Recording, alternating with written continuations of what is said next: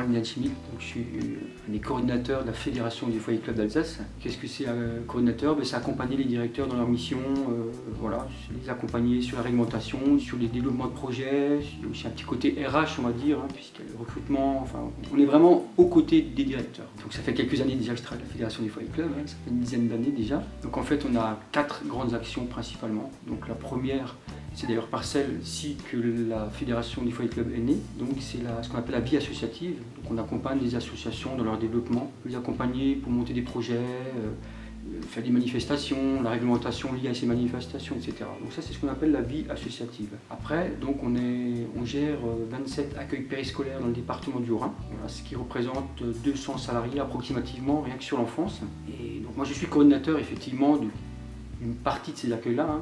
Donc une fois que les enfants ne sont plus en âge d'aller dans les accueils périscolaires, ils vont dans les espaces jeunesse. Une fois que ces jeunes sont en âge de pouvoir faire un BAFA, on peut leur proposer la formation BAFA, puisqu'on est organisme de formation BAFA. Voilà, à partir de 16 ans, les jeunes peuvent faire un BAFA. Avant c'était 17 ans, et depuis peu c'est 16 ans.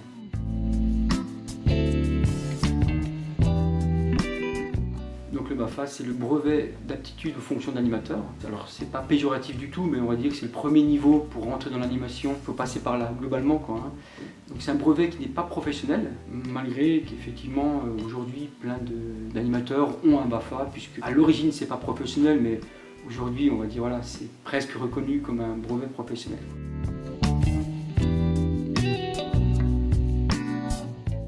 Les jeunes, on va leur apprendre la réglementation, la connaissance du public, finalement, qu'est-ce que c'est un enfant, quels sont ses besoins, quelles sont les capacités de l'enfant, quelles sont ses attentes à un enfant, la sécurité, tout ce qui touche aux animations, comment est-ce qu'on monte un grand jeu, comment est-ce qu'on monte des animations au quotidien, de manière à ce que ces jeux-là, ces animations soient structurées et puissent apporter quelque chose aux enfants, puisque c'est de l'animation, mais dans l'animation, on a aussi un rôle éducatif.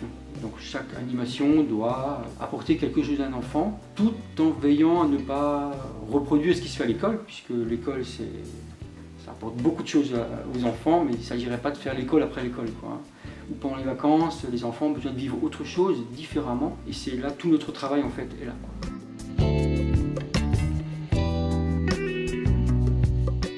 Il y a plusieurs perspectives, comme vous le dites. Pour nous, c'est d'avoir toujours des animateurs sur le territoire formés et disponibles, puisqu'on se rend compte aussi que les jeunes, souvent, ou parfois en tout cas, font un BAFA, l'utilisent 1 année, 2 années sur des vacances ou même pendant l'année.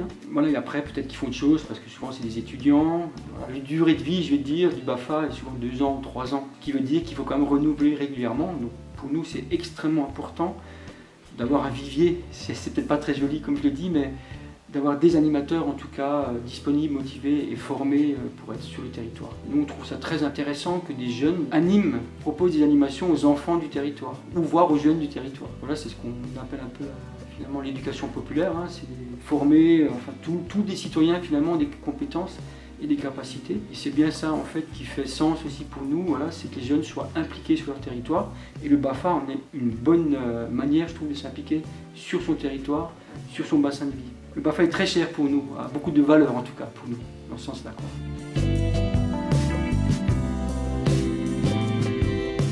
Qu'est-ce que je lui dirais? Déjà, je lui dirais premièrement que c'est un magnifique métier, vraiment, je le pense sincèrement, ça fait même 4 ans que je suis dans ce milieu-là, dans ce domaine-là, et je l'ai quitté, je suis revenu plusieurs fois parce que je voulais expérimenter d'autres choses et je me suis rendu compte que finalement c'était un très très beau métier, on apportait beaucoup de choses, donc c'est vraiment ce que je leur dirais. Et je leur dirais d'aimer ce qu'ils font, et le jour où ils aiment plus ce qu'ils font, c'est peut-être de faire autre chose, mais il faut vraiment aimer ce qu'on fait, il faut être passionné de ce qu'on fait pour pouvoir justement donner tout ce qu'on peut donner, toutes les valeurs qu'on peut transmettre, et toujours être dans le respect aussi du public qu'ils animent.